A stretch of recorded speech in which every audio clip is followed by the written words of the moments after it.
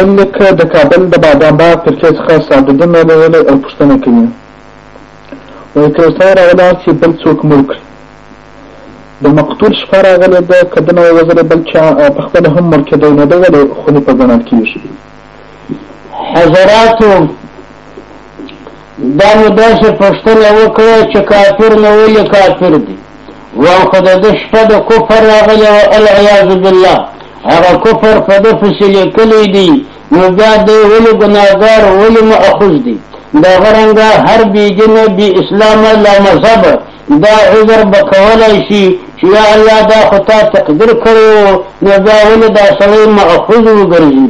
حضراتو دا د تقدیر سره د الله ټکر نسي، دا مسئله د تقدیر بولي، مسئله د تقدیر هغه ډېره مشکله او ډېره ګرانه مسئله ده په علمي کلام کې، خو پر هر تقدیر چې هغه ستاسې عقل ورته ورسېږي او هغه سوچ مو ورته ورسېږي،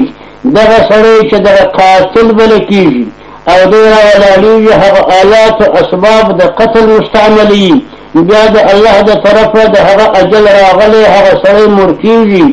دغه سړی په دا خپل اختیار او په دا خپل عزم او په دغه قصد او اراده باندې ګرفتار دی چې دغه اراده د ناروا او اراده د قتل وکړه او بیا هغه اسباب د قتل مستعمل کړه، نو یو مرتبه د کسب ده او بله مرتبه د تخلیق او د ایجاد بولي. داسې مثال لري لکه یو لوی ډبره چې یو سړی شا ورته ولګوي او یوازې نشي پورته کولی، بل هغه سړی کومک ورسره وکړي او هغه ډبره ورسره پورته کړي، نو دا شا لګول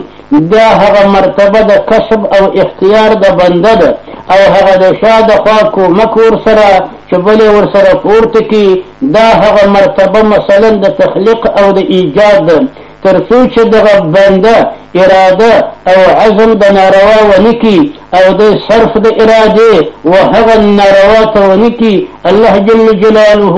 وعم نواله مطلقا تخلیق او ایجاد د هغه بد عمل دا نه کوي، نو کسب د بنده دا محتاج دی و تقدیر و تخلیق د الله ته او تقدیر و تخلیق د الله پاک هغه کوم احتیاج و کسب د بنده ته نه لري، خو پر هر تقدیر دغه سړی چې ملامت دی، ګناهګار دی او عاصم دی او ډېره سخته لوی ګناه یې وکړه، دا په اعتبار د هغه صرف د ارادې او صرف د عزم چې دغه نارواتې اراده صرف کړه او آلات و اسباب د قتل یې مستعمل کړه، دا ګناه و مقتورې په دغه خاطر باندې ده، هم دغه رنګه مسئله د کفر الله جل جلاله وعم نواله و انسان ته عقل بلوغ اختیار ورک، نو دا سړی مکلف وګرځوي. حضرت امام صاحب رضی الله عنه فرمایي و هغه قدرت په انسان کې چې هغه مصروف و ایمان ته ګرځي شخصا او عینا، هغه قدرت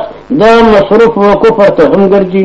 یعنی مؤمن راولاس هغه خپل عزم اراده دغه عمل دا ایمان ته مصروف کوي، اسلام و ایمان یې قبول کړه، نو د ابد دپاره د اخلاص دی د خدای پاک د اوره د جهنمه، او هر چې کافر دی هغه راولاس هغه خپل قصد او هغه اراده او هغه عزم دا چې په دې کې وه دا یو هغه کفر و، هغه لا دیني ته مصروف کړه، لا دیني مختار کړه، کفر یې په خپل اختیار خوښ کړي، نو په دغه عزم و اراده و صرف